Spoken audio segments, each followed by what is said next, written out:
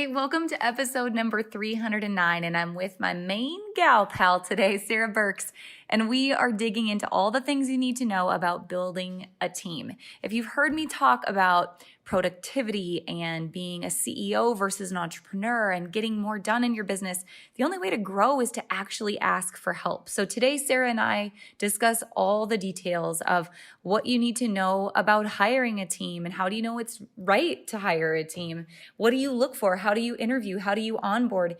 And most importantly, when you have a team, how do you train them for success? Because you've probably heard this saying, and it's a little bit frightening, but it goes that 95% of the reasons people leave your team or get fired is because they didn't understand or meet your expectations. That comes back to us and how we train our team. Sara does such a great job in this episode and every single day inside of the Hub talking about the similarities between coaching your team and coaching a basketball team. Do they know the plays? Do they know what hoop we're shooting at? Do they know what quarter we're in? Do they know what play you're going to call when we are just about to go into overtime and they have to close the deal? Guys, get a notebook, get a pen, get a paper, what you need, because Sara is laying it all down inside of this episode, and she's got even more inside of the Boutique Hub this month, as our theme this month is all about hiring and managing your team. So check out the training library for even more after this podcast. Get ready to meet Sara. You're going to love this one, you guys.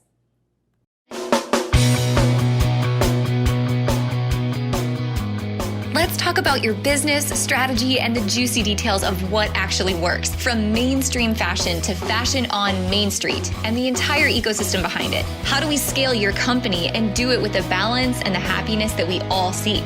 Let's hear from those insiders, experts, and strategists that actually make it happen. I'm your host, Ashley Alderson from the Boutique Hub, and I can't wait to chat.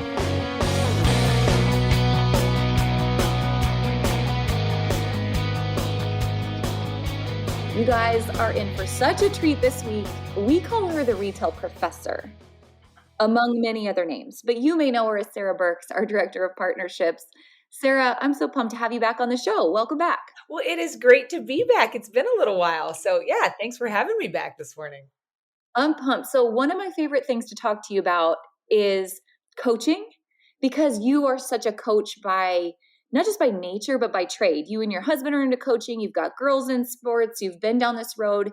Not only do you have retail knowledge, but you're so excited about helping people truly implement it as a coach.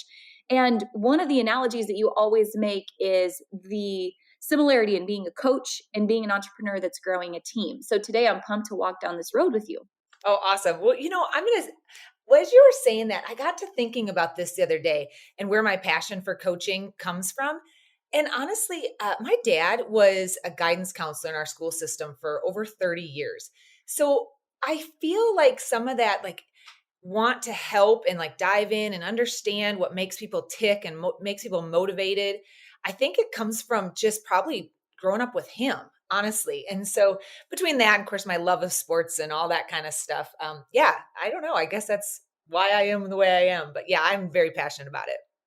I love that. You and your husband both were college athletes. Your husband was a professional rodeo cowboy.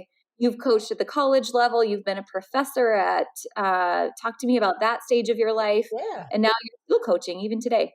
Yeah, actually in my prior life, I played college volleyball. I've coached high school volleyball, but I also coached rodeo at Southeastern Oklahoma State University down in Durant, Oklahoma. And I hope everybody that's listening that heard me say that, I did say it correctly, because some people say Durant, but it is Durant, Oklahoma. And love that. But I mean, to just take a person and, that especially in college that comes out of high school, you know how high school kids feel like they think they know what they got going on, right? Mm-hmm. And all of a sudden they enter into the college level and it's a whole new ball game. And to, help them mentally more than anything go to that next level. And I feel like that's the entrepreneurial deal too, is we have this idea about a business and we jump in and then all of a sudden we start facing some of the bigger wolves in the pack, right? And adversity and things just don't go the way we thought they were going to. We start the day off with a plan and all of a sudden something happens. And, I feel like that coaching mindset that, going back to the basics, building that solid foundation, understanding your strengths, but more importantly, understanding your weaknesses to see where you can delegate and, take some things off your plate. I think those are one of those things. It's just so important for growth. And a lot of times that entrepreneur, just like that kid out of high school, tends to feel like, no, I know what I'm doing. I got it. To the point Mhm. where they realize one day when they look at their bank account or whoever it is calling them constantly asking for the money, what they owe or whatever it is, that they just they don't have it all handled and they need some help. So yeah, I absolutely love the coaching. I love the deep dive into that, and figuring out what it is that you do, that you were put here to do, that you're blessed with gifts, and then what you're not, and how to take that to the next level. So I'm thinking as you're saying that about the entrepreneur who's probably starting as a solopreneur. I want to kind of walk through this like from a linear perspective. Let's just put ourselves in the shoes of a solo entrepreneur feeling overwhelmed. Like, I know I should probably hire. I just don't know where to start. Is it time for me to hire? How does someone first make that decision that they need to bring someone onto their team? Yeah, that's a great question. So, one of the things that I have been working with in my private coaching with retailers too lately is let's really identify what you absolutely love and what you're passionate about. And so, whether this is in your daily life or in your business life, write down 20 things that you just love, absolutely love. And then what we're going to do is we're going to look at some of those things, and we're going to write down the things that you have to have done in your business, and you feel okay about, but they're not your passion, they're not your love, they're those things that drag you down, or you look at and you think, oh, okay, I'm going to get to that later. What are those I'm going to get to that later things in your business constantly that you face? And write those down, and we have to just own them. And for that solopreneur to do that, when you identify what those things are, most times they're not negotiable in a business setting, right? They're just not negotiable to scale. So, but understanding that you have to do those, but maybe that's not where your passion lies. And maybe you just don't feel comfortable there. And numbers, let's just say it. Numbers is the biggest thing. Understanding your financial numbers, your inventory numbers, all those things in your business, that can be a big, holds people back a lot. It's a big rock for a lot of people. Well, what happens is you tend just to not dive in and get to know it and start small, right? And learn from it. You tend to just be frustrated about it, scared of them, right? To the point you just put them off, and then they become this huge monster in your business that you have to stare at every day, and you're intimidated by it. So it's one of those things that, is it the numbers thing? If it is, let's look at the hours in your day, in your week, in your month that you spend not being productive there, and actually just digging yourself further into a hole, and identify, what if I just hired that out? What does that look like financially, freedom wise, energy wise in your business? And that's, I think, the big thing for that solopreneur, to just take ownership of it. And to be very honest, let that go, right? Let it go and realize, this is not where my gift is. This had nothing to do with my passion. My passion for this business is over here. And it's this big rock facing me every day is keeping me from doing what all these 20 things that I love and am passionate about. So just honestly owning that, and really just stepping up to the plate and showing maybe your weakness in an area, which I think is a huge thing. A lot of us as entrepreneurs, are very prideful about our skills and our abilities, and we're going to open a business and we're going to do this. But then we have to come into the table and say, all right, here's the thing. I just not good at this part of it, or I am Yeah. okay at it, but it just robs me of my energy. It robs me of my time. So I'm going to delegate it. How do you decide when it's because I think this is a common crutch that we use when we're at that exact moment you're talking about is okay, yes, I understand I need help. I want help. This is not maybe my zone of genius, but this is an expense that I'm going to be taking on. How do you shift your mindset to investment versus Yeah, expense? absolutely. I was going to say, perfect segue into that. It is definitely an investment. Guys, the best thing to look at it is, are you going to get something back for this money that you're putting down on the table? Absolutely, you are. The amount of mistakes that solopreneurs make in their bookkeeping and in their inventory management because they're trying to do this on their own, but they're not skilled, it's insane, and it can really hold you back. And when I like to talk about the opportunity costs, right? And where you could better invest that money if you are trying to do those things on your own and you're making those kind of mistakes. So as you're looking at what it would take to hire a bookkeeper, how about that tax professional, right? Man, I've talked to so many small business owners right now that are trying to do their own taxes. And they're trying to understand all the PPP and the EIDL and what that means to them in the first round and the second round and all of these kind of things. And they're spending their time doing those things all day for, weeks at a time. And all of a sudden they look and they're like, man, I haven't brought in any sales lately. Oh my gosh, I have inventory sitting in my back room I haven't even opened and put out because I've been so busy trying to figure out and get my taxes in order because I understand I have to do that and there's a deadline and it's not negotiable. So what falls off? It's the sales. It's the income generating things that you're doing in your business. So right there, having that mindset again, and everything we do revolves around how we look at things and our perspective on things and our mindset, really. And you're good at some things and you're not at others, and that's fine. But taking that off and understanding that's an investment, say you're going to have to throw 500 bucks out at a bookkeeper. Big deal. But if that $500 you can spend that, but on the other side you're back here making $6,000 in sales, Mhm. I think that's pretty obvious. Yeah, for sure. So you've made the choice and now you're moving forward and you're going to do the thing, right? Either you're going to hire a contractor that maybe is going to do books and that's what they do, that's their zone of genius, or you're going to bring someone onto your team and they're full-time, part-time, whatever, going to be your person on payroll. What are some of the checklist items that you need to do to be prepared for that transition? Oh man, great question. So one of the things that I see so often is some entrepreneur, solopreneur, they get frustrated and they're like, I just got to hire somebody. So they go ahead and they find out who their best friend recommends. They say, yeah, please get started. And then they're like, okay, so I just need you to sell clothes, or I need you to do this, or I need you to do that. And they're like, okay, perfect. Yep, sounds good. And they don't have a clue what you're actually asking them to do, right? And you just pretty much just throw them in. And what is your saying? Feed them through a water hose or drink through a fire hydrant? Or what did you say? Bring Something. through a fire hose. Yeah. Yeah. And that's what it turns out to be. And some people will survive that, but the majority of your new hires will not. So guess what happens from the absolute get go? Confusion. And confusion is honestly the number one reason that employees leave. They don't feel they understand the job. They don't feel that they have the ability to properly do it. They're afraid of messing up. They don't feel like they have a voice, and they just get frustrated and they leave. So, from the beginning, when you've decided that you want to hire somebody, you want to outsource something, right? It's time to just really get organized and understand, what does that look like? What is your expectation? What can their expectation be? Right. So, Mhm. say we're talking about just a new hire. Like, okay, if let's go back, if you are hiring a bookkeeper, a tax professional, things like that, again, basics. This is what I can provide you. I want to have a summary every week or every month where you bring me up to speed on my health check of my business, right? You can't just turn your financials over to somebody and look at them once a year, or open up your bank, your online bank account and look in bank balance accounting. That's not going to work.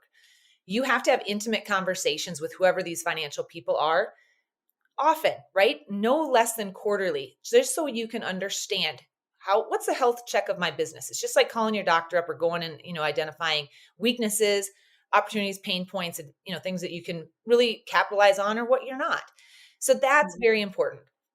But now if that conversation is more about, I'm going to hire a new sales staff, or I'm going to hire a virtual assistant to help me with my social media or my graphics, or my, inputting in my data person, whatever it is, inputting inventory.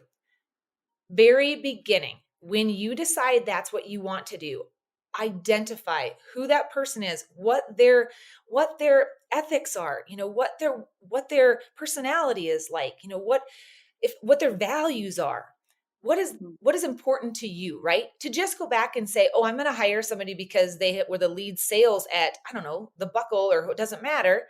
That, they have got to understand and buy into your core mission of your business. I think this is extremely important. So you've Mhm. identified who that person is, right? You've now got a list of people you're going to interview.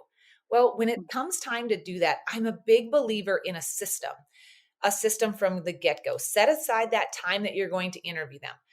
Make sure you're on time. Have a checklist of things you are going to go through in the interview process.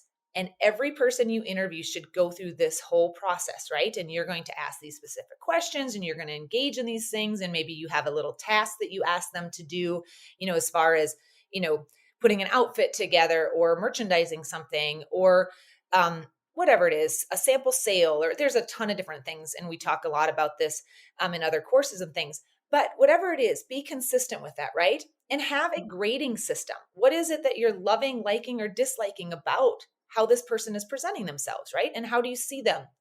Do they ask good questions? Are they engaging? Are they making eye contact? All these things that you would think are going to be important for you in this job. And again, if it's your virtual assistant, they're going to sit behind a computer and do graphics. Those questions and that personality and all that stuff is going to be a little bit different. But so then as soon as you've made the commitment on bringing that person in, again, it's all about that communication. I'm a big advocate for the just tell it like it is, right? We're not going to paint this super rosy picture. And then all of a sudden that person says, yeah, I'll come to work for you. This will be great. And then all of a sudden you're like, oh yeah, hey, by the way, nights, weekends, holidays, that's on you and not negotiable and whatever. Be very open and honest. Open, honest clarity, I think, is so important. So that's number one, right? Having that checklist and going through a process with everybody you interview. That way you're consistent on knowing who you're getting when they come on, right? So then when it comes time to that first day, do some homework before that first day. Have everything ready for when that person comes to you the very first day, where you have all the paperwork that they're going to need to sign, right? You're going to be able to walk them through their training, signing up for their payroll, right? They're signing any non-disclosure or non-compete agreements that you might have. They're getting their keys. They know where to park. They know how to clock in and out. All of those basic things you want to cover. And there's a checklist for that too. So when it comes the end of the month and all of a sudden you sit down to do payroll or you're sending your numbers in for your bookkeeper to run payroll and all of a sudden they call back and say, who's this Ashley Alderson that you got here? I don't have any information in the system, so I can't cut her a check. And then all of a sudden, Ashley comes to get her check or thinks it's going to be in her bank, and it's not. All because you weren't organized in the onboarding system. So an onboarding process is not negotiable. This takes very little time, honestly. Once you put a system together, then it's done. But every new employee deserves this. And I will say, I think this is a big mistake that a lot of people make is they're like, oh, I'm going to hire somebody. I need people to get this off my plate. I'm just too busy to deal with this, and this. And then they come across as too busy to deal with the onboarding, too busy to deal with the first day's mundane kind of questions and training. And it just ends up being a very bad situation for everybody involved. Sara, talk to me more specifically about just what does general onboarding look like? Because I feel like one of the biggest mistakes that we see, and I know you and I cover this a ton inside of Retail Boot Camp, but one of the biggest mistakes that we see is, we're so overwhelmed as entrepreneurs. Sometimes we wait way too long to hire. We bring someone on and then we just kind of like dump them, like, okay, you're here. Yep. And we just expect that they're supposed to know what to do. How long does onboarding generally take? And what are some key components that have to be included? Ooh, I am a big believer in this, what I call TTRR. That's train, test, review, repeat.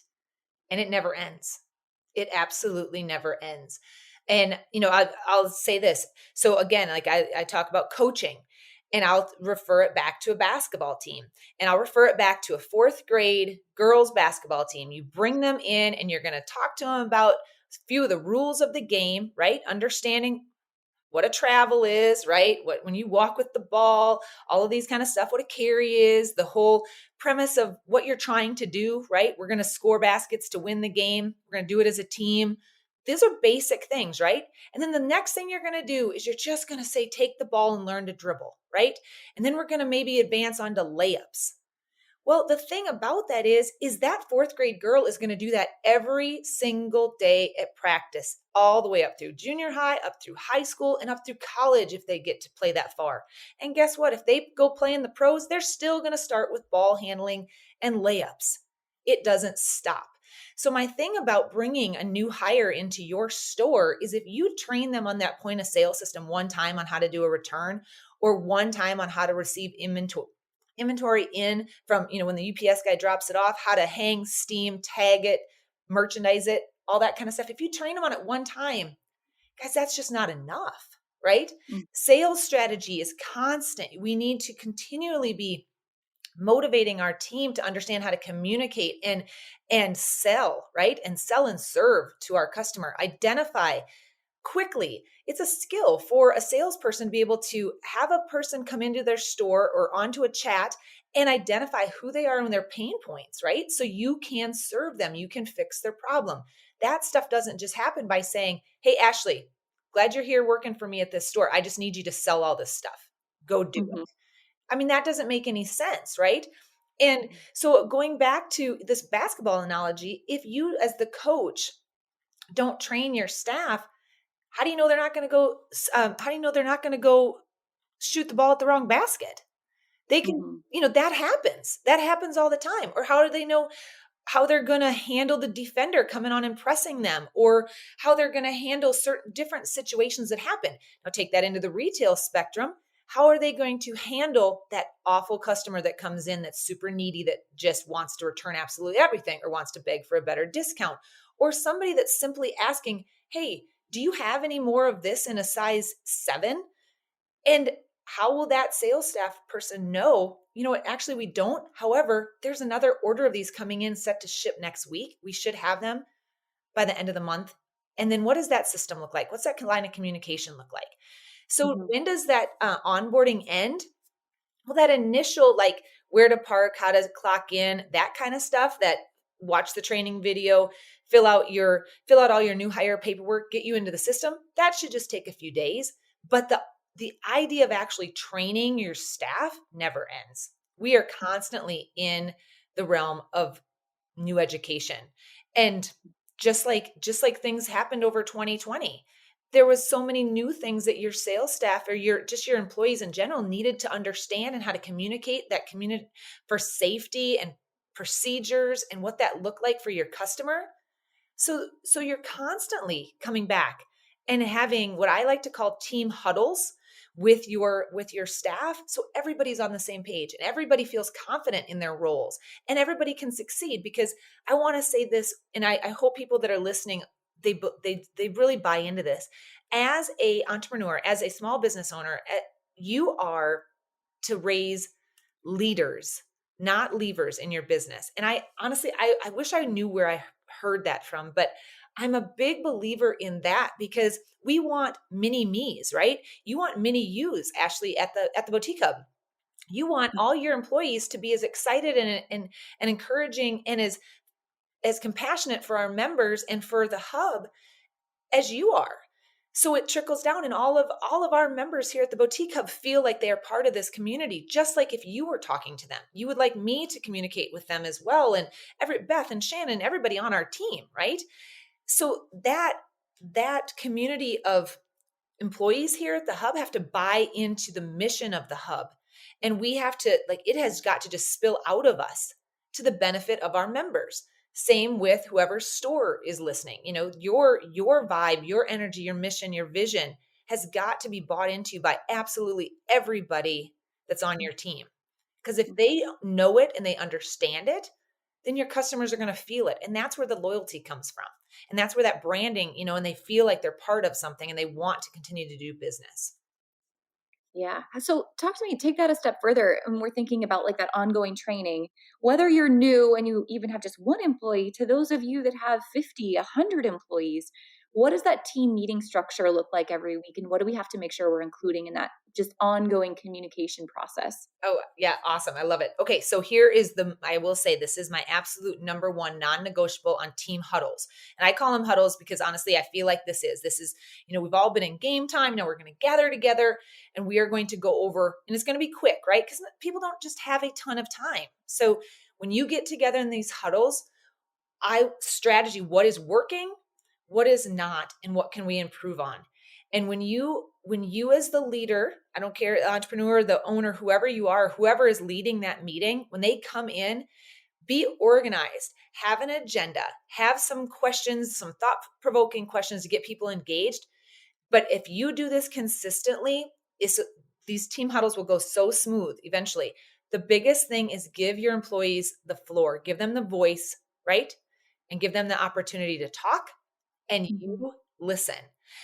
Did you know the words silent and listen actually are the exact same letters, just rearranged? Isn't that bizarre? What? Isn't that crazy? No. Yeah, Weird. it is. So when you listen, you have to be silent. Just be silent, clear your mind and let whatever they're telling you absorb as the person taking on this information. There's so much to learn from that because as we are the owners of the business, we're in the back room or we're on the phone or we're doing all of these thousand things, but the people that actually see your business through the customer's eyes the absolute most is your Mhm. staff. They're seeing the processes, everything from shipping and receiving or, pulling orders off of your website and actually getting them out in a seamless process. They see the thing that you set up. And honestly, weirdly enough, you might have set this system up a year ago and it might be completely broken, but you just tell them that this is how you want to do it. And as they're doing it, they very well might say, this doesn't make a lot of sense. Why is our tissue paper here, not over there? Why are we doing it like this instead of the little bit more efficient way of rearranging our back room or doing this? And I think this would buy us some more time, right? Mhm. Wow. Or how about this? Ashley, do you know Karen that also works for us? Did you know she's super gifted at copy? Like she's like a word wizard. I didn't know that about her until she and I were sitting there hanging and steaming clothes one day and she was talking about it. Did you have any idea that she was gifted like that? And you might very well say, well, no, I did not. Guess what? There's an opportunity for Karen to start writing your product descriptions.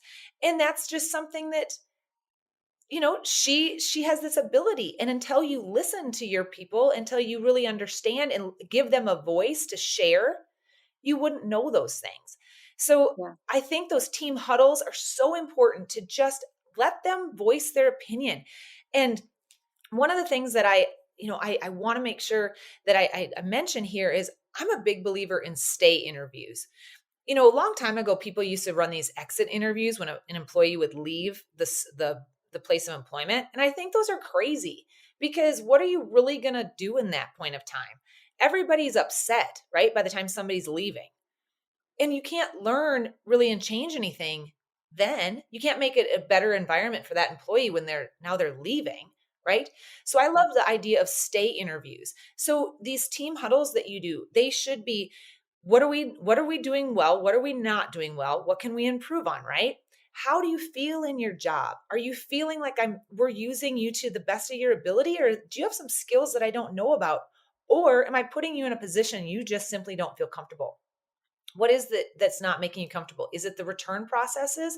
Is it processing gift cards? Is it simply answering the phone? Where is it in your job that is causing you stress? And do we just need to do better training on that? Is that a fault in our system? Having those good hard conversations can just advance you so much further, and at the end of the day makes everybody feel more confident and like you actually care, right? And there's this other book out there, it's called Love Them or Lose Them, and I am a huge believer in that whole entire that mindset about love them or lose them when it comes to employees, but honestly that's for customers too. Mhm. Man, that's so important. I love that just ongoing empowerment. It's so easy to just get so busy that we don't check in on a regular basis. And that whole idea of a stay interview, that two-way communication. I feel like you and I've had this conversation a lot, just even with our own team. By the time you communicate with someone, it's too late if Yeah, there's an issue. And it's not just about how are they performing, but more importantly, it's about how are you performing right. and empowering them to give you feedback as a business owner. Where could we go next? And they're going to be so much more bought into that. Yeah. Actually, I want to mention you do something that's so powerful. And I talk about this so often.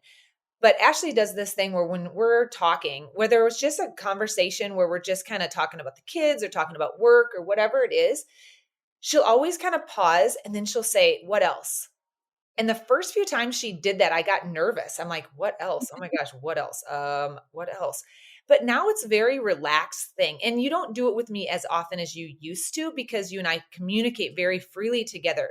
But when I first really got to know you, that was a thing. And I see you do it with other people. So it's like, hey, what else? And that's Ashley's way of saying, hey, I'm here. I'm Mhm, listening and I'm engaged and I am genuinely interested in what it is you are saying. And that mhm. right there just stops a person in their tracks and almost gives them goosebumps like, holy crap. this person didn't just say, "Hey, Sarah, how are you?" and walk on by. This person Mhm. is actually engaging and looking me in the eye and hoping that I give her something, right? And Yeah. because she's genuinely interested in me as a person and my growth and how she can do better in this position she's put me in and Yeah. help me thrive. And man, that takes me to, we talk about this in how we interact in our courses and all this kind of stuff. But the other thing um that's really important here is it's really hard to break up with somebody that cares about you. I don't care if you're 15-year-old and in your first relationship, or you're married, or you are an employee with somebody. If that boss cares about you and is genuinely interested in your behavior and is wanting and in providing an opportunity to bring out the absolute best in you, it's hard to break up with them, right? It's Yeah. easy to quit over a dang text message with somebody that doesn't even know your name, right? And doesn't even care. And the thing is, there's people out there that are like, well, that's not the way it used to be. And you know what? It's not the way it used to be. People used to stay in a job for 20, 30 years. People used to stay in a job for 7, 8 years, right? Just because. But they don't anymore because there's so much other opportunity out there, and they have these other things that they're interested in, and they want to be in a place that builds them up. Mhm. So when Ashley says that kind of stuff, that brings that employee or whoever it is, maybe it's the hub member, back and is like, oh my gosh, she totally gets me. She cares about me. And Mhm. then that's really, really hard to turn around and make a phone call to Ashley or get in front of her and say, you know what? I'm actually leaving. Yeah. That's super hard. Yeah. That's so good. And I appreciate that you noticed that. It just goes back to, and I don't know, this is maybe the stage of life I'm in, but I'm over fluff conversations. Yeah. And I know, Mary Kay Ash always said, view the other person as if they have a sign around their neck that says, make them feel important. And I think the more, to your point, that you do that with your team, the harder it is for them to leave. Yeah. And Sarah, I know I've heard you talk about this, but I know you've said something to the effect of usually the number one reason why someone leaves or even is fired, right? Why they just aren't working out. And immediately we want to pin it like, oh, it's their fault. Like they weren't meeting this expectation. 9 times out of 10, that comes back to really it's our fault because either we didn't identify the expectation, we didn't coach them well enough, but usually someone leaving comes back to a breakdown in the process or the communication that came from us to begin with. So, my question to you is this: if you know it's time for someone to go and maybe it's just too far gone, how do you handle losing an employee? Man, that is an excellent question. And I will go back to my dad on this. When I first started my store and when I first started coaching, my dad said this: document everything. I don't Hmm. care how silly it seems, Sarah, you have got to document everything.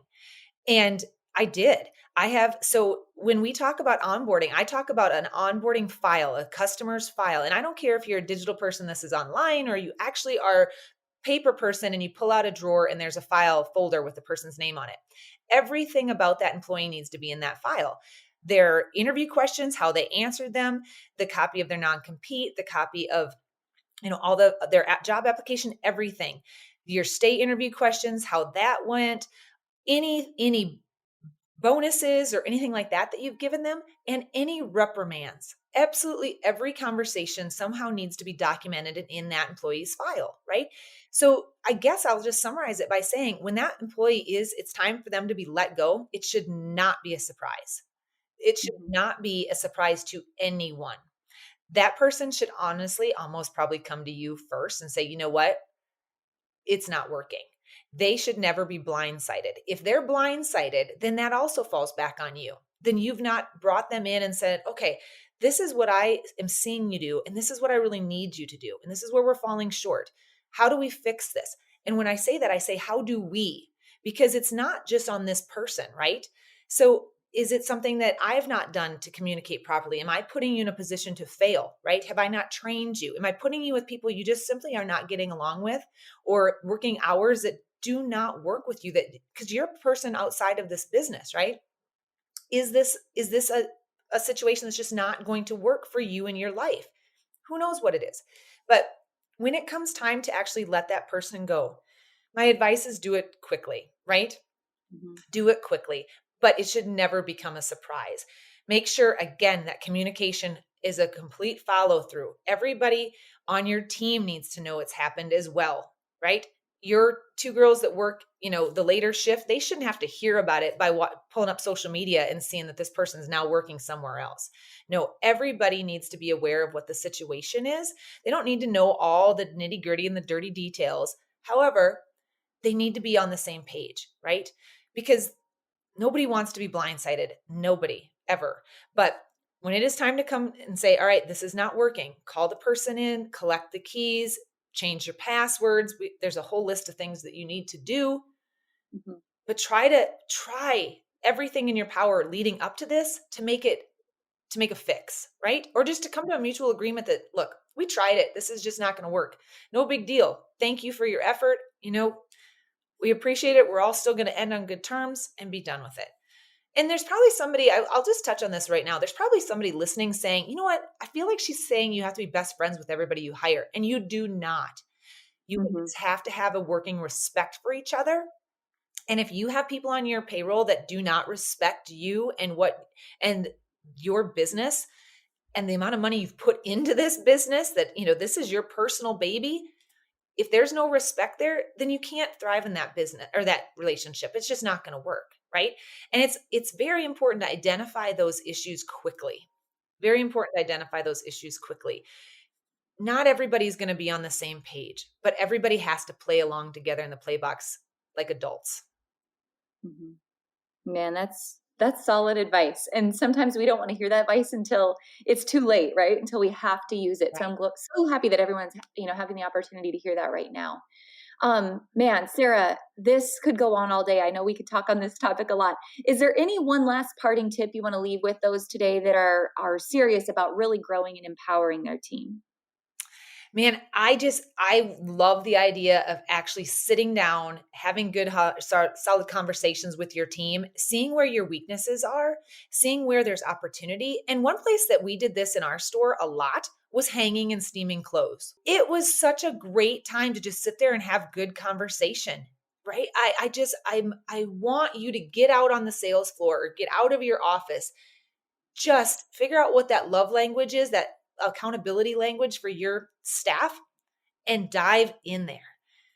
Oh man, I just feel like there's so many missed opportunities there, because at the end of this all, you want to pivot yourself, or position yourself, I should say, in a way that you can go to Magic, or you can go to Dallas Market Center, or you can just stay home with your kids on a snow day, or whatever it is, and feel confident that life is happening in your business, and things are still going, right? And Yeah. things are still moving forward.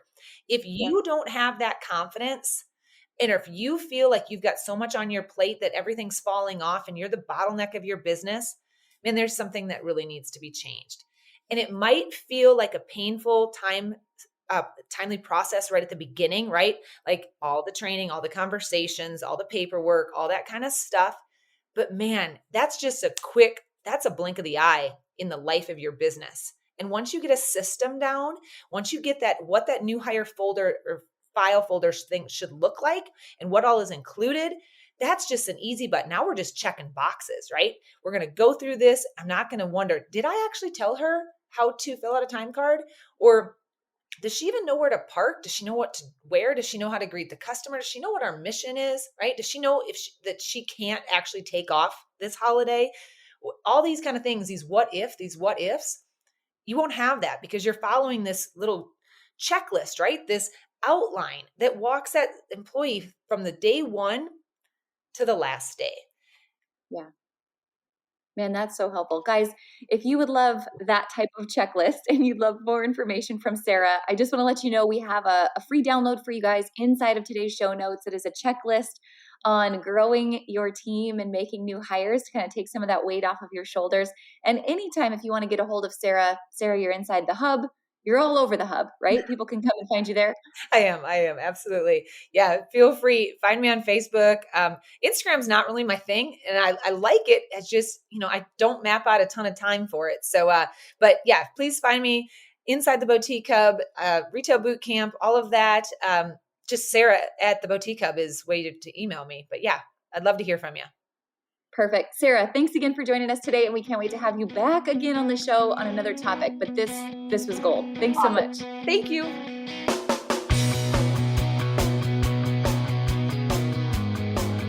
Hey guys, thank you so much for listening to this episode. We hope that you loved it. Don't forget to hit subscribe and leave a rating and review down below for a chance to be one of our featured listeners each and every week. For more information on our spirit of community over competition and how to access complete show notes and bonus downloads from our guests, head on over to theboutiquehub.com and join the community. We'll see you next week.